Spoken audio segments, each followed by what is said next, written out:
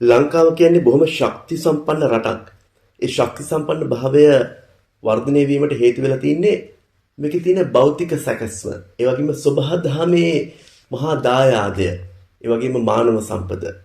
එතකොට මේ භෞතික සැකස්ම තුළ තියෙන විශේෂ පිහිටීම නිසා මේ රට මහා සුවිශාල වන්දනාවට පූජනීයත්වයට පත්වන පුදබිම් විදිහට මේක බෙදෙනවා. ඒ අතරින් එක පුදබිමක් තමයි කතරගම කියන්නේ. කතරගම කියන්නේ මහා පුදුම ශක්තියක් තියෙන පුදබිමක්. මේ තියෙන සුවිශේෂතා බැලුවොත් මේකට විවිධාකාර විදිහට නම් පට බැඳිලා තියෙනවා. ජනප්‍රවාද හැදිලා තියෙනවා. දැනගෙන ගියොත් කතරගම, නොදැන ගියොත් අතරමඟ. මේක තමයි කවුරුත් සරණ ගම. මේක තමයි සසර කතරින් ඈතර වෙන්නට තියෙන ගම. මේකේ ඇතුලේ මහා ශක්තියක් තියෙනවා.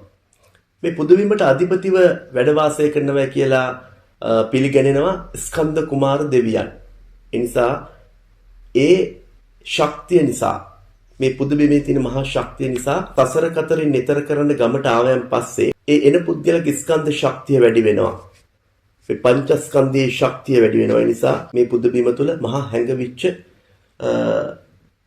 හෙලි නොවුණු පුදුමාකාර රහසක් තියෙනවා. පුද්ගලික පංචස්කන්ධ ශක්තිය වැඩි වෙනවා වගේම අතීත කතරගම පුදබිම ගෙන බැලුවෙන් පස්සේ මේ පුදබිම ලංකාවේ නොයෙකුත් පළාත් වලට සම්බන්ධයි. අපි අතීතයට යන්න කලින් මේ වර්තමානයේ විදිහට බැලුවත් දැන් මේ අගනගරයේ ඉඳලා දුරින්ව පිහිටි අගම නගරේනේ කතරගම. එතකොට අගනගරයට සම්බන්ධයි මේ ඉටිකොල ටික, මේ විවිධ රෙදි වර්ග, හඳුන්කූරු, කපුරු මේ ආදී බොහෝ දෙන්නේ අගනගරේ ඉඳලා. ඒ වගේම පන් වට්ටි ටික, එතකොට බටකොළ වලින් උපකරණ ටික මේ රත්නපුර වගේ පැත්තේ ඉඳන් එනවා. ඒ වගේම මයංගනේ අනුරාධපුර මාතර පැත්තේ ඉඳලා මල් ටික ගෙනෙනවා මේ පුදබිමට. මේ පුදබිමේ ලංකාවේ නොයෙකුත් පළාත්වල තියෙන විවිධ සම්පත් මේ පුදබිමට ඇවිල්ලා මේ පුදබිමට විවිධ පළාත්වල එන දෙස් විදෙස් සංචාරකයෝ හරහා බෙදලා යනවා.